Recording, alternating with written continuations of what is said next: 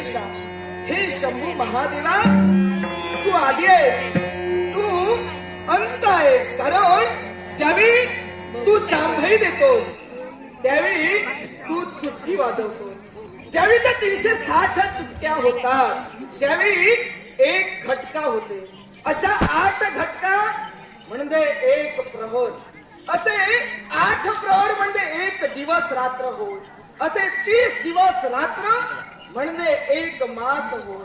असे 12 मास म्हणजे एक वर्ष, एक संवत्सर होय. अशी दशशत संवत्सर म्हणजे 1000 संवत्सर. अशी 100,000 संवत्सर म्हणजे 1,00,000 संवत्सर. अशी 100,00,000 संवत्सर म्हणजे 1,00,00,000 संवत्सर.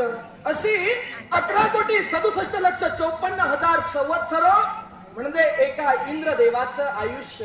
असे ज्यावेळी 14 इंद्रदेव होतात त्यावेळी ब्रह्मदेवांचा फक्त एकच दिवस होतो. असे ब्रह्मदेवांचे 30 दिवस म्हणजे ब्रह्मदेवांचा एक मास. असे ब्रह्मदेवांचे 12 मास म्हणजे ब्रह्मदेवांचं एक वर्ष.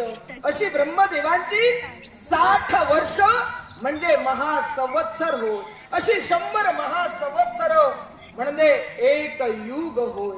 अशी 18 युग म्हणजे अनंत युग, विस्तारण युग, अद्भुत युग, तामस युग, तारज युग, तांडज युग, भिन्नज युग, भिन्नयुक्त युग, अभ्यागत युग, मनरण्य युग, अव्यक्त युग, तांबूज युग, विश्ववसु युग, अलंकृत युग, कृतयुग, त्रेतायुग, द्वापार युग आणि कलियुग. अशी 18 युग म्हणजे एक शंख होय. असे 21,700 शंख म्हणजे ब्रह्मदेवांचं आयुष्य. ब्रह्मदेवांचं आयुष्य 21,700 शंख. असे ज्यावेळी 12 ब्रह्मदेव होतात त्यावेळी भोलेनाथ फक्त तुमचं अर्ध निमिषच होतं. म्हणजे तुम्ही अनादी आहात, तुम्ही अनंत आहात, तुम्ही अखंड आहात, तुम्ही मूळ स्तंभ आहात, तुम्ही आदी पुरुष आहात. अशा देवाचा मी दास आहे. रवी दुधाना वल पूर्ण भारी सवे जनेत्री ती रौद चाळे ब्रह्मांड धीशा मदनांत काळी तुझ वीण शंभो मज कोण